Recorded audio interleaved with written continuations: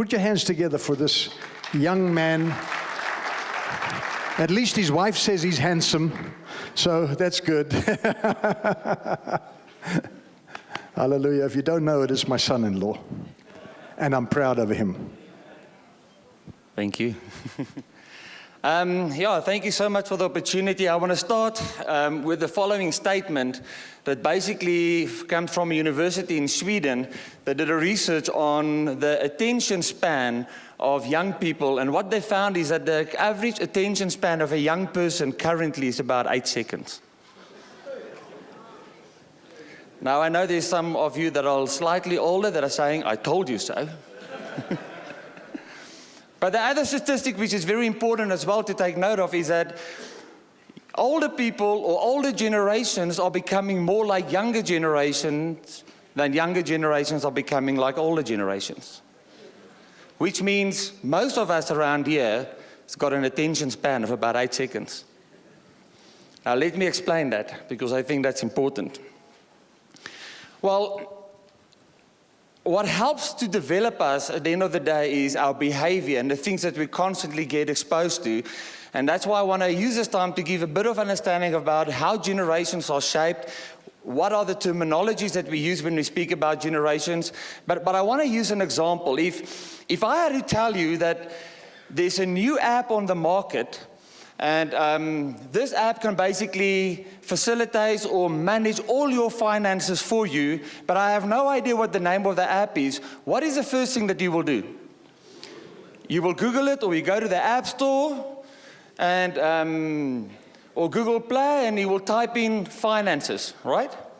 Then there's about 5,000 plus apps that suddenly appears on your phone. You have no idea which one it is, but you start scrolling down it until you find something that looks a little bit interesting or more or less in line of what you want. Once you get to an app, and it's a small little picture, all you do is you click on it and you scan through the information, and you try to determine if that information is relevant to you and if that's important, and if it's not, you close it and you continue scrolling. Now, I dare you to test it, because it takes about 8 seconds before you start scrolling again. But then there's a second principle that attached to the 8-second principle, and that's a 2-minute law. Because the moment you find the app and you think, well, this is maybe it, you download it. Now, depending on your service provider, it can take between 1 minute and 5 minutes. But you download your app, and then if you're like me, you first read through the instruction manual. You go on a training course on how the app is supposed to work, right? No, we don't do that. We immediately try to apply the app in our own personal context, expecting it to work for us. And if it doesn't, we delete it, and we will never go back to that app again. And that's why they say the average attention span of a young person today is 8 seconds, because every single day we do stuff that starts to shape our behavior. And so when I first realized that, and I love learning more about younger people and how younger people are thinking and their behavior, but I wanted to know, what is the motivation and why do we have what we refer to as a generational gap? The difference between the boomer generations, the X's and the millennials. I mean, it was the millennials that caused so much disruption in the workspace that everybody suddenly focused about generations. The challenge is that we've been so focused on millennials that we forgot about the Gen Z that's already stepped into our workspaces, or into our organizations, or into our schools. And so part of what I would like to do today is to give you a glimpse, and I only have a few minutes, but lay a basic foundation as into why is it important to understand what does the next generation means. Because I want to make it clear that the next generation doesn't mean we live in a fourth industrial revolutionary world. Do you agree? The world is changing. Next gen is not about the Gen Zs. It is not about the millennials. It is not even about the generation after the Gen Zs.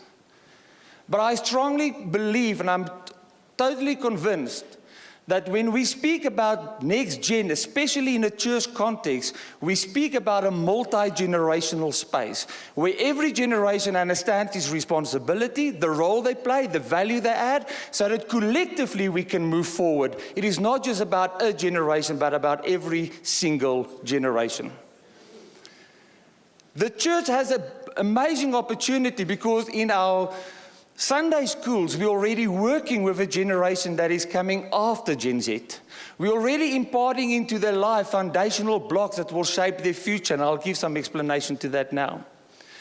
But I went on a research trip. I had the opportunity in about 5-6 years ago to do my master's degree on global leadership development through the university in Gloucester in the UK.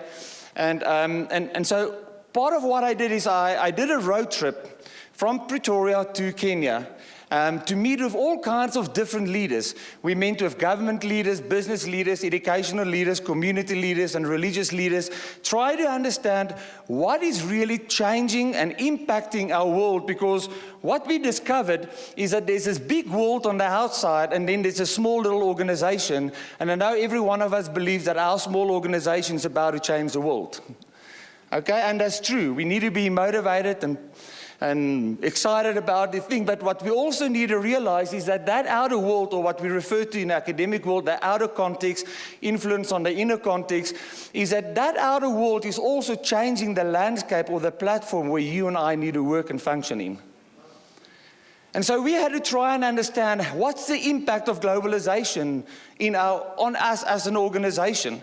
What is the impact of urbanization? Now, some of the latest research on urbanization, which I would like to share, is that it is not just about urbanization anymore, but there's a new movement taking place, what they refer to as de-urbanization. Focused movements of intentionally moving people out of urbanizing regions into the more country regions again, because it becomes cheaper to live now. So there are de-urbanization movements that are also taking place. Interesting on an African context is that Southern Africa, from the equator south, is the fastest urbanizing region in the world. And already they are estimating that in the next few years, new cities will be birthed that you and I do not even know of yet. And that's another excellent opportunity for us as Christians to try and identify where are those cities that might be birthed very soon, and how do we get involved from the beginning of that. But economics, network, funding structures, there's so much to say as into how all of that is changing in the world and how does it impact us as an organization. But what we realize through all of that is that one of the key things that we often overlook is how do we connect with the next generation? Or how do we connect with the generation that needs to step in? And who are those generations? And how do we work? So I want to play you a short video clip. It's about 3 minutes. And it's a video clip it's a marketing video clip of a cell phone company. But I just gave it a new title, and that is, there's a new generation birth that you and I need to take note of. And usually after this video clip, I take some time to talk through this, but I don't have time today. But I want you to watch this video clip, because you need to try and identify yourself with this character, which is that little baby, and see how is it real, what is reality to you when you see that, and whether you see that in the next generation.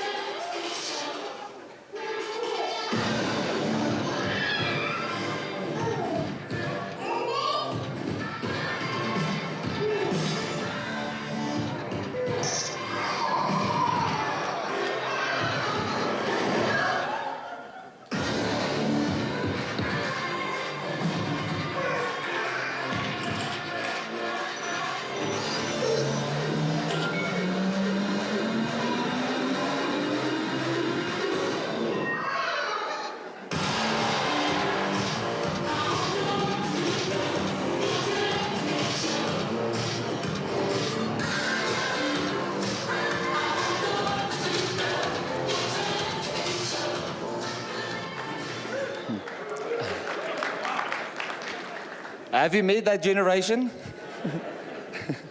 They're out there. They know how to use technology, but they still need their parents to dress them. That's the funny part. Every time I speak to younger people, I'm like, I show them the video, and it's like, oh, that's like me. And I'm like, but you still need your mom to dress you up before you go out. You know how to use technology, but there's some other stuff, some basics that's important. But yeah, when we speak generations, I think it's important that we understand that there's a big difference between what we refer to as generational traits and youthful traits. Youthful traits are the typical teenage behavior. Doesn't matter which year we're talking about. When you reach your teenage years, there's a certain kind of behavior that manifests in the house. And everybody refers to it as teenagers. That's just how teenagers are. So that's a teenage or a youthful trait. The same when we speak to university students. They are so different than anyone else. We often say to them, well, you just look like a human, but the way you behave is totally different. But it's a youthful trait. It's not a generational trait. Generational traits is about behavior that's unique to a specific generation, where there are specific habits, specific ways of doing things that's unique to that generation. And that's what we then refer to as generational traits. And what I want to speak to you about quickly is just about how do we understand the generational traits better? Because when we start working across different generations, we need to understand who those generations are, what were the key things that actually shaped them and help them to become the way they are. And so I'm going to look at, there's 4 kind of generations we currently speak about. The first one are the boomers. Now, very key to share with you here is that although there are age brackets, in the generational space, we do not classify people or generations by age. Generations are identified by behavior and not by age. Therefore, you can have someone that's 50, 55 years old, but the entire behavior is like someone that's 30 or 35 years old. And you can have someone that's 20 years old and behave like a 70-year-old. So generations are not defined, firstly, by their age, but by their behavior. And if that is true, we need to understand what shaped their behavior. And we go all the way down to worldview. Now, the first thing, when we look at behavior, we realize that you behave in a certain way because of the values you have in your life. What's important and what's not important. What's okay to do and what's not okay to do. But your values get shaped by your belief system of what is true and what is not true. What is possible and what is not possible. And that belief system gets shaped by your worldview, the things that you've been exposed to over the years. Do you get that? That's key to understand when we look at generations, is that when we speak about generations, it's all about their behavior. We need to go all the way down to identify what's the worldview that they've been exposed to that help to shape their belief systems, that help to form their value systems that eventually gets manifested through their behavior. Now, what's important to understand around worldview is that the older you get, the more difficult it is for you to change your worldview. And this is very key for young people to understand because, yes, you might have all kinds of new ideas which is exciting and relevant to you because you are finding yourself in a space. How do I get the laser? Okay, anyway, you find yourself in a space where you are still younger in age, where you can quickly just change and add to your worldview. But as you get older, it becomes more and more difficult to do that. Interesting around that, and I want to share that with you, is that when we look at those two groups, in the first 9 to 10 years is what's referred to as your foundational years. That's where the foundational blocks are built into the worldview of a person. That's why Sunday school is playing such a crucial role, because you are laying down foundational blocks in the lives of your children. But then when they reach around the age of 9, 12 years, still around 23, is what we refer to as your formative years. That's where you start building on top of those foundational blocks. And that eventually shapes your worldview for years to come. The interesting statistic in an African context is that currently in Africa, 67% of its population is under the age of 25. Which means the African continent is currently in a space of developing their worldview.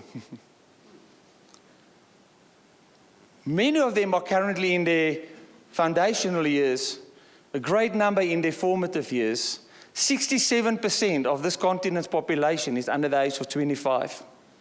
My question is, how do we help them to prepare for the future?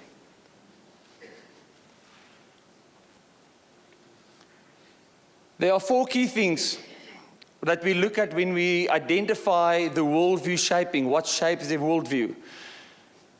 Technology, what is old, what is new, how is it applied, how is technology, how do you get accessibility to technology, how is technology influencing you as a person, family, friends, social interactions, what is family, the definition of family. Very interesting, this morning I read an article around the millennials, and it stated that millennial fathers are currently spending 3 times more time with their children than any previous generation. We are looking at that because their children are now all toddlers.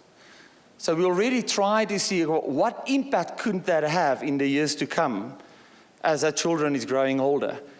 Education, what is taught, how is it taught, accessibility to a big event, historical events. In the South African context, where we are, or recently went to what they call a technical financial recession, how is that influencing this younger generation when they look forward towards financial security, etc.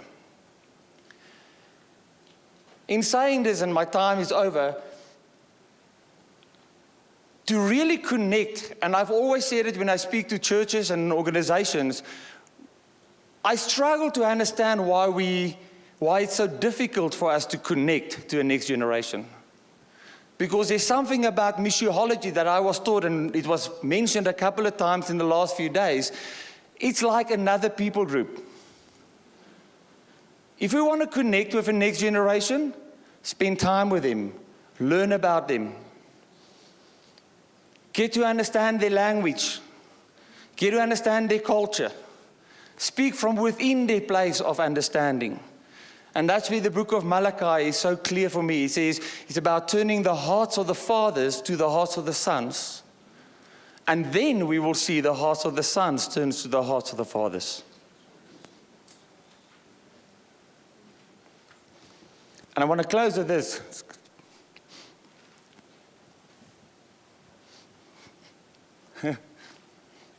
I want to use my father-in-law as an example. Well, those of you that know him, at least in my view, he's an amazing mobilizer. He knows how to mobilize people. And I always looked at that and I'm like, I like that. And yes, we spent a couple of years working together, but I remember the day that I was released and he said, you now go and do, because my methodologies that I use, the way I wanted to do things were totally different. And though I went into a training phase, because of the heart of the Father that went to the heart of the Son.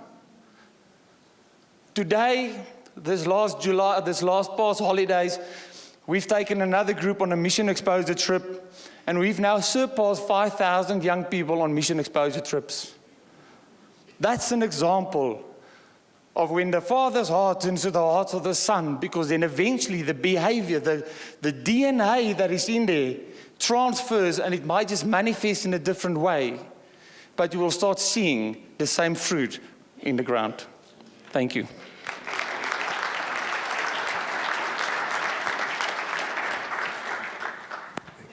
Well done, eh?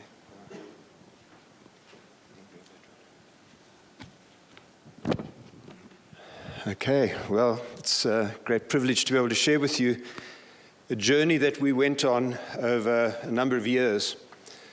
When I was around 57, I think it was, and I'm 66 now, we, as some of the senior leaders in our church, came to the conclusion that we actually didn't have that much time left before we needed to move on. And in fact, Keith Duplessis here with me, he was part of that discussion. We were sitting around one evening or one afternoon just chatting, and it was a meeting time, and we were just talking through. And I said to him, you realize it's 7 years until I turn 65. And it's been this sort of classical handover time. And we made a decision then that we needed to do something about planning for handing over. And I had been in pastoral ministry for not as long as I would like to have. I started off when I was 43. And so to suddenly realize that it was time to hand over was a shock. And I want to say to you today, just realize you're getting older, and the time for handover is closer than you think. But you have to make a decision that I will be intentional about this process. And so we had brought on board 4 young men. They were part of our pastoral staff, and I began to particularly work with them, and I used to have what we called sons meetings. And I said to the other guys, I said, I'm going to spend the rest of my time pouring whatever I can into the next generation. And so we did that. And probably for 6 or 7 years, I had been pouring into these younger guys everything I knew and all that I could. And they were able to ask whatever questions they were. I used to meet with them for lunch once a month. And we would spend time just doing life together. And if I went on a trip, I'd try to take one of them with me, that kind of thing. And I knew that one of them would ultimately be leading the church. I didn't know which of the 4 would. And to be quite honest, Jane and I, my wife and I, we were not terribly keen for Mark to do that, because I just know what we went through in ministry. You need to get God to write on the wall, you are called, because you all know that it's tough. You wouldn't want it any other way, but you know that it's hard. And so we went through a process and began to just continue to train these guys and release them more and more. And ultimately, all 4 of them came into our eldership meetings, and they were part of all of the decision-making over the next 3 or 4 years. And then we would release them more and more. They began to preach more, and they began to take more responsibilities. And many of the last decisions that we made, or that as a team we made, they were very much part of. And then the Lord, at a particular time when I was actually only 61, suddenly said to me, "It's time." So we need to pray about it. You need to pray about that time. And for you, it may be when you're 80. I don't know. I have been in situations where I've helped other churches because I moved on into an apostolic role, looking after a number of churches. And some of those churches we've helped to transition. Those that hand over early at the right time do better than those that wait. Because at the end of the day, if you're waiting to fall over, then you're going to hand over a church that's already falling over. And so, we need to be intentional about what we're going to do. And I want to say this, I think you need to find sons to hand over to. So we handed over to a team. Interesting thing that came out of that book that Jim Collins wrote. He said they studied 11,000 businesses. It's a business book. 11,000 businesses, and they looked to see which companies went from good to great. And the book's called Good to Great. It's worth a read. The principles in there that he discovered, and it's not a Christian book, were these. Church, we believe, is based on family. And so we're looking for sons to hand over to. And that was part of what we planned to do. And so I was raising sons, and I knew one of them would take over. And after the period of time had passed, it emerged that Mark was the one that we would hand over to, which we did. But Jim Collins was saying there, you're looking for somebody from inside because their vision will be the same, number one. And number two, you're looking for somebody who has an incredible ambition, but the ambition is not for personal gain. It's for the sake of the organization. And for us, it's someone whose ambition is for the glory of the King. And so, that's what we were looking for. And after 6 to 7 years of preparation, we came to the point of handover. And yeah, it's been an incredible journey. It's 5 years down the line now. And I want to commend them. Mark and his team they've had an incredible journey. Church is flourishing. And they've been kind enough to look after me in the work that I continue to do now with the churches that we serve. So you can correct what you didn't experience on the journey. So this is kind of unrehearsed. We had an idea of what we wanted to share, but I'm going to pick up on the time frame. And maybe just to say that I think it's important, and what was important in our transition was that the time frame for the handover was 6 years before the handover happened. In other words, you've got to start. You can't. Let me tell a story which will maybe explain it. I have a friend in the States, and his son-in-law was part of a church, and they were looking for a senior pastor, a fairly big church in California. You wouldn't know the name of it, but they had, at that stage, 200 CVs that had come in that the board was trying to process to find the new senior pastor. And the board couldn't agree on 200 CVs. So what do? You go for another 200 more, and you keep going till you find the guy. The reality is, I thought about this for a moment. I thought, okay, they're looking for an outsider to come in and take over this church. What's going to happen is he's going to preach on Sunday, meet the congregation for the first time, and then lead the leadership team on Monday. And you can bet that church is going to go off in a completely different direction to maybe what the previous senior pastor did or what the eldership feel it should go on, because he's going to have a new vision. He's got no sense of DNA of the organization. Now, I'm not judging if you've done it that way, you've gone through that process. It happens all over the world. I get it. But here's what's going to happen in a handover like that. I don't know what happened with their story. I didn't hear the end of the story. It could be a good thing, because that senior pastor could come in with a missions heart and say, we've got to direct some of our budget towards missions now. That's fantastic. But what happens if he comes in with no missional heart and pulls the budget away from all the mission work? And suddenly you've got missionaries stranded on the other side of the world because the new senior leader's got a completely different heart and vision for that church. And that's why what my dad said is so important, is you want to have someone from the inside, someone that has the DNA, a son or daughter in the house who has walked with you, who's going to carry on doing what you were doing, but only improve it and grow it from there. And that's why I think it's so important they started 6 years earlier, because we were sons in the house. We were fathered into the way of thinking. And when we took over, having been involved in all this, really, a lot of the major decisions. Look, let me just say this. I realized the stuff that we weren't brought into, I now wish we had them there to hand those problems back to them, because now we've got to face and deal with those, those crucified if you do, crucified if you don't decisions. We used to just leave the meeting and they would have to handle those decisions, and now we've got to deal with them. So I don't miss that part of being able to hand those things off. But here's the thing. We were involved in a lot of the major look and feel decisions, a lot of the hiring we weren't brought into. Do you think this person is the right thing? When my dad hired our worship leader, who is actually Andrew and Ingrid's son, he asked us, what do you think? We were involved in that process. And why is that important? Because when we took over, and it was a team that took over, when we took over, we didn't say, oh, thank goodness the old guys are gone. Now we can take this church off in the direction we always wanted to go. No, we were part of the team that set the course and set the direction, so we just carried on sailing the ship with vigor in the same direction. Because when you turn a big ship too quickly, people fall off, and people get hurt. And so we were involved in the process, and when we took over, we just continued sailing that ship in the direction we'd been part of setting that direction. We continued on the same course, maybe changed the look and the feel and the color of the paint of the ship, but we're still heading in the same direction. Just another comment. I've often had to work through and think this through a lot, certainly with the churches that we have helped to work through a transition or a succession process. And that is this: what do you do with the guy who's moving on? What were they supposed to do with me?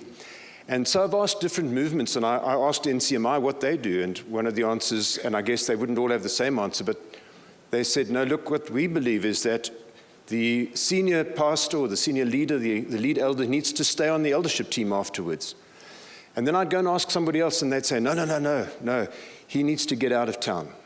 We don't want him in the church anymore. And I've come to this conclusion. I think it depends on personalities. If you're an autocratic, top-down, micromanaging, looking over everybody's shoulder leader, which I respect and honor because every personality type and all leadership types are valid, then you need to get out of the way, because you're not going to be able to stop yourself from interfering in the next generation fulfilling their call and destiny. I tend not to be, a micromanager. There are weaknesses and strengths in both, in all leadership styles. But I was able to hand over and stay on the team. I'm still on the eldership there. But, if they paint the stage red, it really doesn't mean a thing to me. And they're welcome to. I don't stop them from doing anything, and they have done a phenomenal job. I stayed on on the financial side just to bring a wisdom of years, because you learn a lot of things over the years. And I'm on the eldership team, but they're only with really difficult decisions do they ever need to just, Mark will give me a ring and say, Dad, what do you think? But for the rest, they carry our heart. They're sons. It's family. And we rah the next generation on, and it's been a wonderful experience. And yeah, just really commend the guys for the way they've done it. I just want to honor my dad in the whole process. I've watched too many transitions where the leader hands over to the next generation and he gives them the gun, but he holds on to the bullets. And you know what that analogy means, obviously. And he handed us the gun and the bullets. And if you want the thing to work and you want the next generation to bring in the change that needs to come, you've got to give them the gun and the bullets so they can do that. It's very easy you can hand over a whole lot of things and say, okay, you can do this, but I'm holding on to the budget. And so he gave us the budget as well. Obviously, he has input, and we want his advice as well. But we had to change some of the spending to facilitate the change that God wanted to bring. And I had to realize that God wanted me to bring those changes because He'd put me there, and I had to do that. But at the end of the day, I think what's important with the transition, and maybe that's where my dad's been good at, is he's watching really solely on the values. He doesn't want us to lose the values. The look and the feel can change, but the underlying engine's got to stay the same. The values and the heart have got to stay the same. The problem we have, by the way, it's a side note in the world, is it's fantastic that we modernize the look and feel and the sound of churches, but when we start modernizing the values and the biblical foundation of church, then there's a problem. And that's the problem in the world. We've modernized too much. I don't care what the lights look like. I love the lights and the cameras and the action. But we've got to be preaching the Word of God. And we've got to be not shying away from the topics and the wonderful things that have been shared about today. But my dad was looking at that stuff. He was looking at the heart stuff, looking at the values, but giving us free rein to make all the changes we need to make in the look and the feel. And so I want to honor them also for doing that, for giving us the gun and the bullets. Just a last comment. I must be honest, it was a hard decision for me when I handed over. I mourned probably for 2 years afterwards. I loved leading the church. I love what I'm doing now. But we never lost, I don't think we lost anyone in the process. And we have a lot of older folk in the church, of which I'm becoming one. And but some of them, we have this group called the Golden Oldies. And they would come up to me, some of the old ladies, and they'd say, Pastor John, your son preached such a lovely message on Sunday. Aren't they doing well, these young men? Ooh, not that we didn't enjoy your preaching, mind you. And that's been the journey. It's been an incredible journey. Thanks for the privilege of being able to share it with you.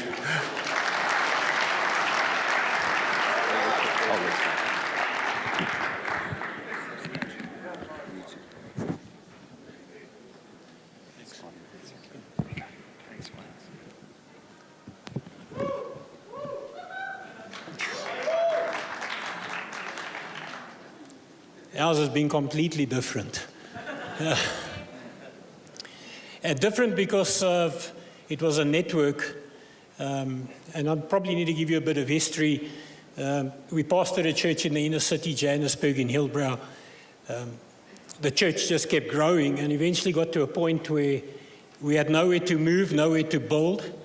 And I went to see my mentor, Pastor Ed, and he said, well, Ivor, why don't you plant the church out? And I thought, that's a fine idea, do you know? You've got a big church as Hatfield. You're not planting out.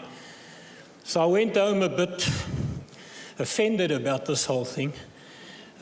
thinking, why should I plant and he hadn't? And but God began to deal with me, and so when we were forced to, we were renting an old synagogue in the inner city, and then we were given notice to move, and they basically wanted us to move in 1 month. And I couldn't move a church of over 1,000 people in 1 month, so I asked them for some grace for 3 months. And then went and sat before the Lord, even though we had talked the year before as a leadership that we needed to plant out. And now we were forced to plant out, so now we needed a strategy from God on how we were going to do that. And God in His graciousness, and we give Him the glory. You know, my wife and I have never taken the glory, because it's just been God, the whole journey.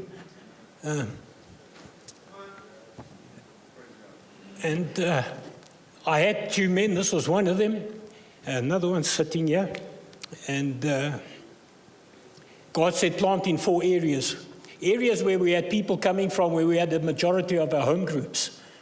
And so we strategically placed these churches around Johannesburg and kept the inner city church. And we felt that maybe at that time I'd also just come through a period of burnout. And so the church felt, well, maybe we needed to form an oversight body, plant out these churches, make 4 churches out of the one.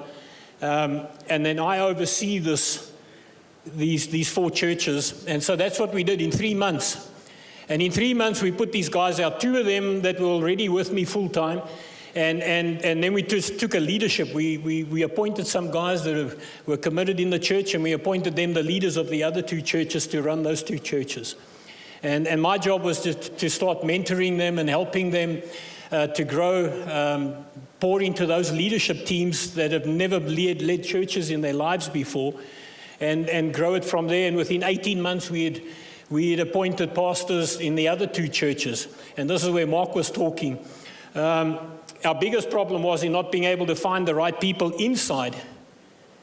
The guys who were burning out now leading the one church said to me, listen, we need to get a guy from outside. And we brought in a guy from outside. And I knew everything in me was screaming, don't do it, don't do it, don't do it. But we were forced to do it, and we did it. And basically within 4 years, 4 years, we lost that church because he had a different spirit, didn't have our heart, didn't have our vision, and went on his own. And what I did was, when we planted out, we worked this as a team, and we brought in outside help. We didn't just do it ourselves.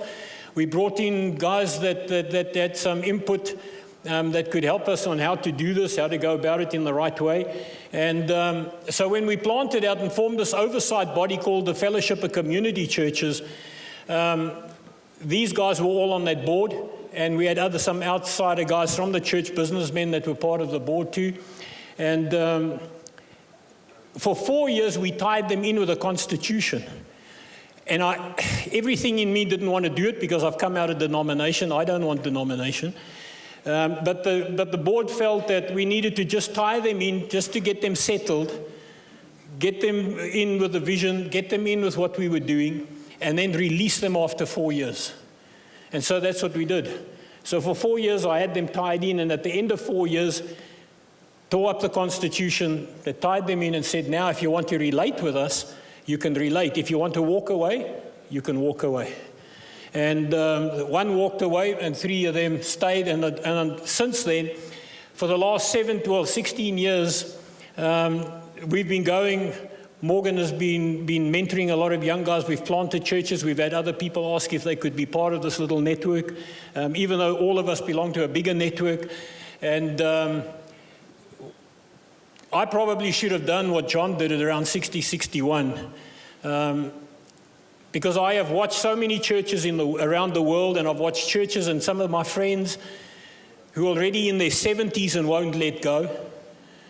And I think the biggest thing that was on my mind was, God, I don't want to destroy what you've built and kill all the years of ministry and seeing your hand move, and then because I hang on too long, I kill it. Because the younger guys have got new ideas, fresh vision, fresh ideas. And so when I was 63, coming towards the end of 2017, I began to seek the Lord, and God said to me, you need to put a succession plan into place. And so we spent the whole of last year, 2018, working on a succession plan, praying about, God, who of all these guys that I've got is the right person to lead this network of churches and oversee it. And so I prayed about it at the meeting in February last year. I said to the guys when we meet, no, it was the April meeting, I said, by the time we get to August, you need to tell me and go pray yourselves who you think of this team is the right person to lead this team. And I was praying about it. I had a name in mind. And when I got back to that board meeting, I said, write on a piece of paper who you believe is the right person. And it was a totally unanimous decision to appoint Morgan. And from January this year, he took over. We did a big combined service of all our churches in September last year. And we handed the baton over to him and his wife, Valencia, sitting over there. And now they've done similar to John. They've said, all right, we will continue to look after you to be able to do. I still preach in the churches from time to time if I'm at home. Otherwise, I'm out doing missions with Willie or helping churches around the country with Faith Promise. But I'm freed up. What a blessing it is. But but it was hard, like John said. For the last 17 years, not to pastor a church, and my heart was to pastor. Man, it's been tough. But I've resigned myself. This is it, and I am blessed. He's a son in the house. In fact, all the guys that are with me are sons in the house. And he was even born again in the church, but I'll let him share. Amen. Well, I'm Benjamin, and this is Reuben. The reason I look this way is because you are deceived. He's white on the outside and Indian on the inside. So, yeah, I think we've got limited time, and I want to just thank Pastor Willie for giving us the opportunity to share our story. And I get a sense that he wants the folk that are here in that position to be inspired by some things that we say, so that make it a little bit easier for you to make the decision that you have to make at some point or the other. I just want to start off by saying that, Pastor Ivor, I was born again under his ministry in 1990. So I was a Hindu by birth and found myself there, gave my life to the Lord, became a cell leader, grew to become an area leader, and then was called into full-time ministry in 1999.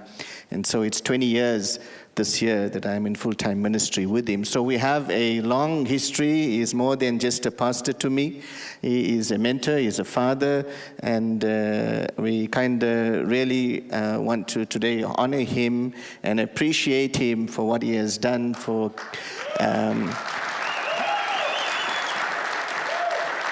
And I think a lot of people won't tell you this, but he said it wasn't an easy decision to make. And so we want to appreciate him for making the difficult decision of overcoming the flesh, because I think sometimes, the flesh wants to kind of hold on to things and make us, get emotional about things.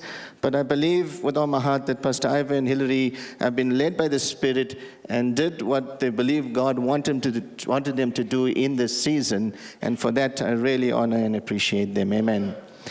I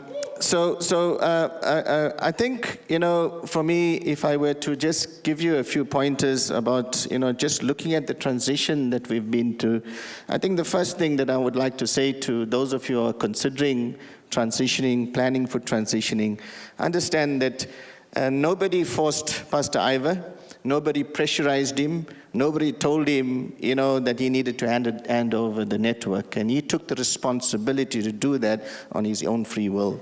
And so I say to you leaders out there, in various networks or pastors, at some point or the other, you're going to have to take the responsibility to do that. And there's a season for that as well. If you miss that season, you could do irreparable damage. Because myself, I think if Pastor Ivor was planning to do this 10 years from now, I don't think, I would have accepted the call to take on the network. So there is a timing to this whole thing that, you need to be sensitive, to.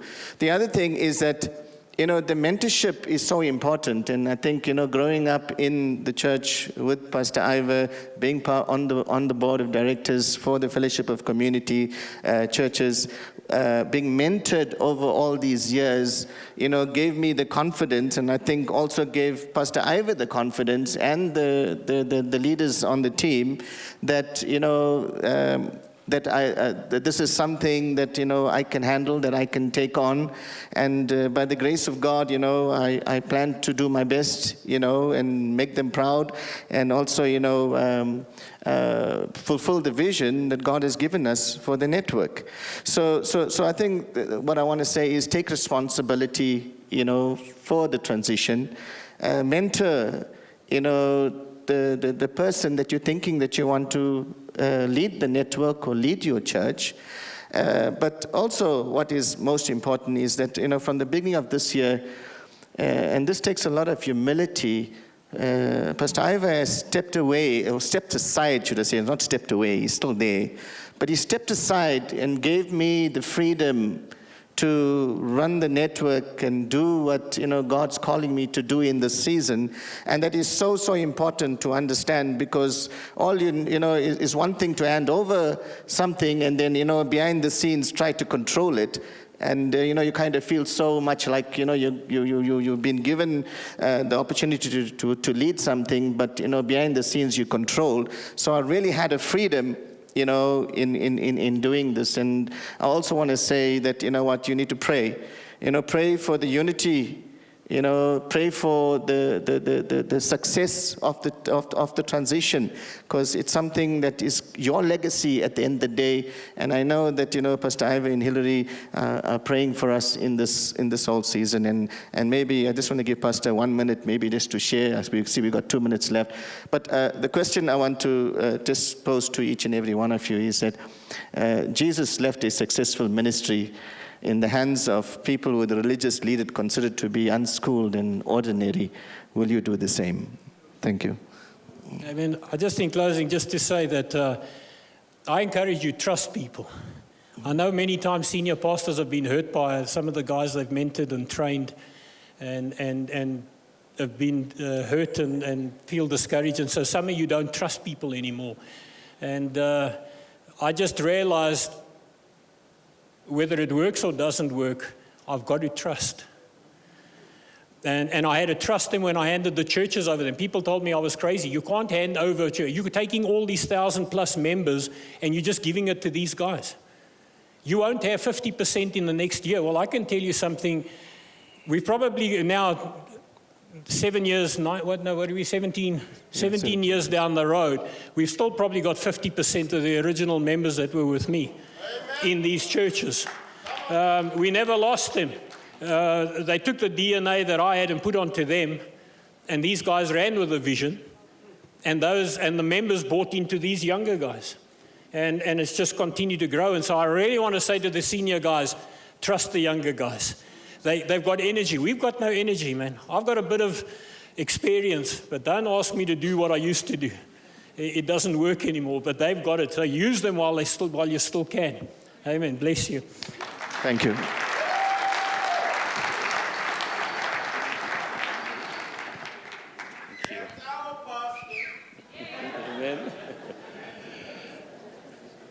Amen. We've been blessed. Amen. I'll zero it in on family. As a senior pastor of a church, a leader, working with government, traveling the nations, how do I deal with my kids, the next generation? I want to thank Adrian, because we've been having this conversation for some years, and I've been following him on his blogs, and also what his heart for the youth, for the next generation. And that brought a conversation in our house, and that conversation from our house went into the community. I sat down one day with my leaders in the church, and I asked them, how do you see the church in the next 50 years? I'm talking to this national overseer of a whole denomination, very big denomination, very influential. And he looks at me, and he didn't have a clue. I go to the politicians who I minister to, Reverend Vincent Katongo, we're always together. I asked them the same question. how do you see Zambia in the next 50 years? I'm from Zambia. And they will look at me in a strange way. And then I will now go to my peers who say, my friend, you have a successful law firm, or you're running a big industry, you're running a big, successful business. How do you see your business? How do you see yourself in the next 50 years? And I always drew a blank.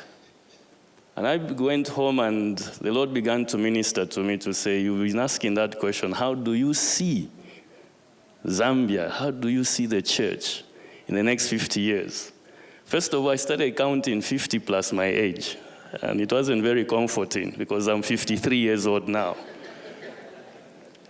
And then I sat back and the Lord said, begin to have a conversation with your kids.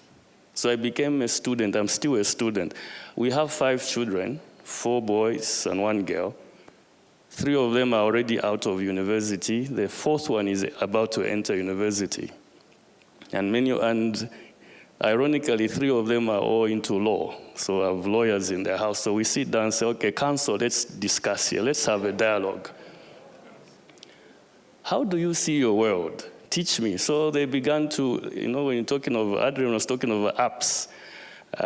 If there's the latest app on the scene, I just ask them, what's the latest app that can benefit me in ministry? So I said, Dad, you can use this and that and that and that. Okay, fine. And I began to ask them about the language because, as Adrian said, the language has changed. And how I catch them is that they will tell me this is the latest language, this is the latest lingo. I mean, they're speaking English, but sometimes they have to interpret it. And I always see the look on the youth's faces when I'm speaking to the youth and I use their lingo, and they're like, he knows. And I say, yeah, I know because I've got your friends, your buddies are teaching me the new lingo. What? And then I began to say, how do they see their world? So what I've asked them is every time, like when we get back, we have a deal. They have to take me out for a movie. There are certain movies they know I will not watch. So they take me for a movie. Now, it's not only my kids, a number of youths. And I'm talking of, these are young professionals. They are already they are just beginning to enter their careers. Some are medical doctors. Some are lawyers, some are engineers, some are just, entrepreneurs, young entrepreneurs. And one of the things I've noticed, because in our house it's like a place where there's traffic. I mean, we do watch rugby, by the way. We are Springbok supporters, amen? But don't ask me the team. Of course, I'm a Blue Boo fan, so sorry for you guys from the Cape. Yeah. I mean, you have a house full of young men. Sometimes we watch South African football. We have Orlando Pirates supporters, Sundowns, Kaizer Chiefs, and they're wearing the jerseys, including our local teams. And I'll be watching them, and I'm sitting with them, and we are watching soccer or watching rugby. And when my daughter brings friends, the whole house is full of girls. Of course, they kick me out, so they don't want me to hear anything of their stories. But then the Lord will say, look, they're looking for fathers. They're looking for mothers. In ministry, we can be so disconnected from our children that we miss it. I pray that we don't have a place where we start regretting. It's not too late. Yeah, have a conversation with them. You'll be very amazed what they know. I mean, I talk to them about politics. How do you see our politicians? And they have very interesting worldviews about politics. By the way, one of my mentors said that politics is a game of snakes. And every politician is a snake. If you're in politics, please don't be offended. When Moses and Pharaoh met, what was their courtesy? One threw a rod, the others threw rods, and they turned into snakes. So who was the most cunning of the two? Yeah. So we have this conversation with them. And as you have this conversation with them, you begin to become their friend.